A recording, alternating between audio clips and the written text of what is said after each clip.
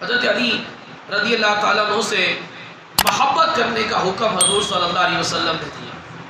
حسن جو آپ کے بیٹے ہیں حسن بن علی، ان سے یہ حدیث روایت ہے، فرماتے ہیں کہ نبی کریم صلی اللہ علیہ وسلم نے ارشاد فرمایا کہ میرے پاس عرب کے سردار حیدر کرار کو بلاؤ۔ ام المؤمنین سیدۃ عائشہ صدیقہ رضی اللہ تعالیٰ عنہا عرض کرنے لگی، یا رسول اللہ صلی اللہ علیہ وسلم، عرب کے سردار تو آپ نہیں۔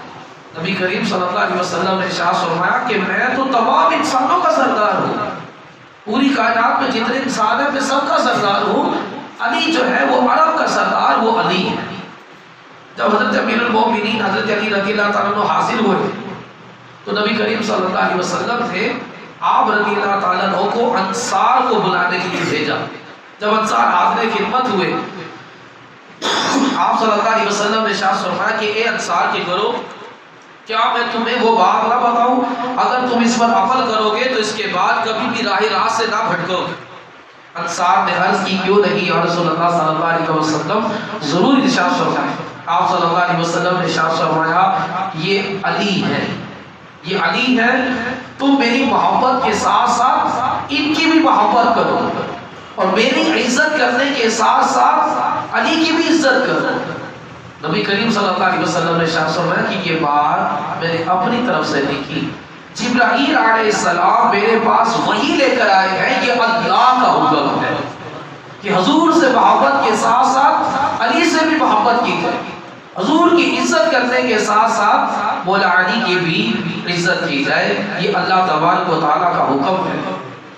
سید محمد نعیم الدین مراد آبادی رحمۃ اللہ تعالی نے فرماتے ہیں کہ سید عالم صلی اللہ علیہ وسلم کی بارگاہ میں اغنیا عرض و مانوس کا سلسلہ دراز کیا، نوبت یہاں تک پہنچ گئی کہ فقراء کو اپنا عرض پیش کرنے کا موقع کم ملنے لگا، کیونکہ اللہ تبارک و تعالیٰ کا حکم تھا کہ پہلے صدقہ دو پھر نبی کی بارگاہ میں آ کر عرض و گزارش کرو۔ تو جو مالدار لوگ تھے، اغنیا تھے، وہ صدقہ دیتے تھے، حضور کی بارگاہ میں عرض و گزارش شروع کر دیا کرتے تھے۔ اب وہ فقراء کو نوبت کم ملتی تھی۔ حضرت علی رضی اللہ تعالیٰ عنہ نے صدقہ دیا اور حضور صلی اللہ علیہ وسلم کی بارگاہ میں عرض و گزارش کرنے لگے، اور وہ عرض و گزارش کی وہ سنیے۔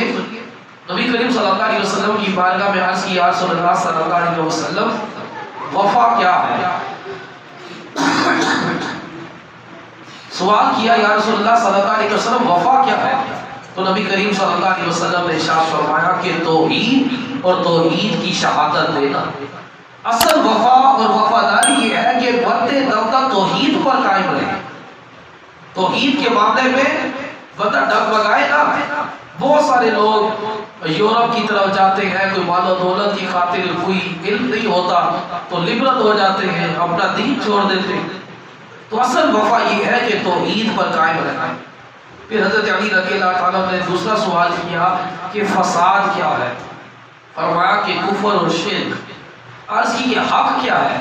فرمایا اسلام اور قرآن اور ولایت جب تجھے ملے۔ عرض کی کہ مجھ پر کیا لازم ہے؟ فرمایا اللہ رسول کی اطاعت کرنا۔ عرض کی کیا مانگوں؟ فرمایا آخرت مانگو۔ عرض کی کہ اپنی نجات کے لیے کیا کروں؟ فرمایا حلال کھاؤ اور سچ بولو۔ عرض کی کہ سرور کیا ہے؟ فرمایا کہ وہ تو جنت ہے، سرور جنت میں ہے۔ عرض کی کہ راحت کیا ہے؟ فرمایا وہ تو اللہ تعالیٰ کے دیدار میں ہے۔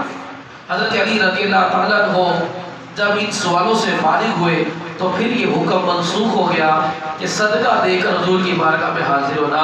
اب کوئی بندہ بغیر صدقہ دیے بھی حضور کی بارگاہ میں عرض و گزارش کر سکتا ہے۔ تو آپ نے کیسے پیارے سوالات نبی پاک صلی اللہ علیہ وسلم کی بارگاہ میں کیے، اور حضور صلی اللہ علیہ وسلم نے بہت ہی پیارے ان کے جوابات بھی دیے۔ نبی کریم صلی اللہ علیہ وسلم نے ان کی شان میں جو احادیث سے بیان کی وہ سماعت فرمائے۔ حضور صلی اللہ علیہ وسلم نے ارشاد فرمایا کہ انت منی بمنزلۃ ہارون من موسیٰ الا انہ لا نبی بعدی۔ نبی پاک صلی اللہ علیہ وسلم نے ارشاد فرمایا کہ علی تم میرے لیے ایسے ہی ہو جیسے ہارون علیہ السلام موسیٰ علیہ السلام کے لیے۔ ہارون علیہ السلام موسیٰ علیہ السلام کے بھائی تھے اور وہ نبی تھے۔ فرمایا کہ تم بھی میرے لیے ایسے ہی ہو جیسے ہارون علیہ السلام موسیٰ علیہ السلام کے لیے، لیکن تم نبی نہیں ہو کیونکہ میرے بعد کوئی نبی نہیں ہے۔ کریم صلی اللہ علیہ وسلم نے ارشاد فرمایا کہ آنا دار الحکمت و علی بابھا، میں حکمت کا گھر ہوں اور علی اس کا دروازہ ہے۔ فرمایا کہ علی کا تعلق مجھ سے ایسا ہی ہے جیسے میرے سر کا تعلق میرے جسم کے ساتھ ہے۔ سبحان اللہ، کس طرح نبی پاک صلی اللہ علیہ وسلم نے حضرت علی رضی اللہ تعالیٰ عنہ کی شان و عظمت کو بیان کیا۔ فاروق اعظم رضی اللہ تعالیٰ عنہ کہنے لگے حضرت علی کو جو 3 خصلتیں ملی ہیں، اگر ان میں سے مجھے کوئی ایک بھی مل جاتی تو وہ میرے لیے سرخ اونٹوں سے بہتر ہوتی۔ صحابہ کرام نے کہا کہ وہ 3 خصلتیں کون سی ہیں؟ کہا کہ ایک تو یہ کہ نبی پاک صلی اللہ علیہ وسلم کی صاحبزادی سیدہ فاطمہ ان کے نکاح میں گئی۔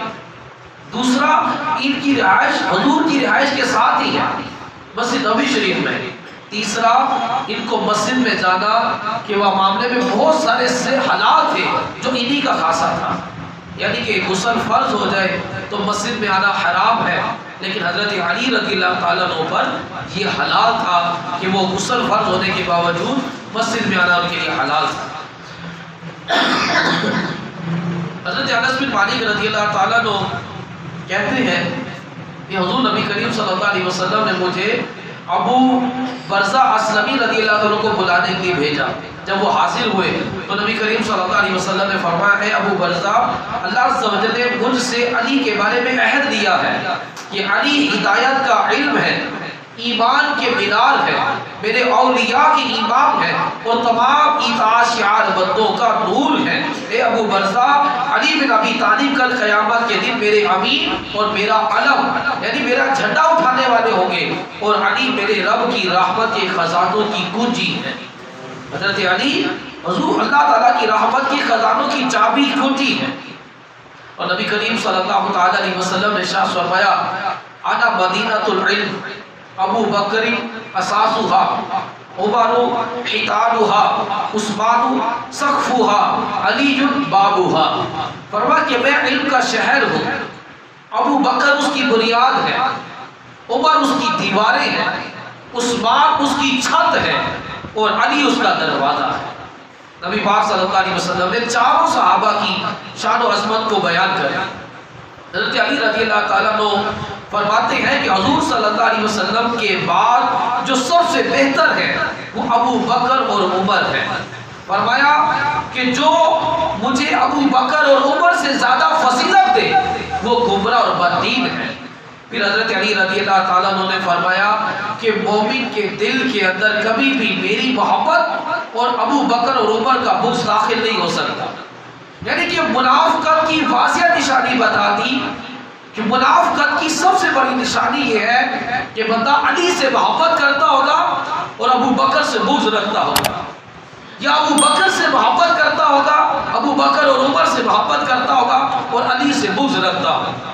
اور کامل ایمان کی علامت یہ ہے کہ مومن وہ ہے کہ اس کے دل میں ہر صحابی کی محبت ہے، کسی صحابی کے ساتھ وہ بغض جو ہے وہ نہیں رکھتا۔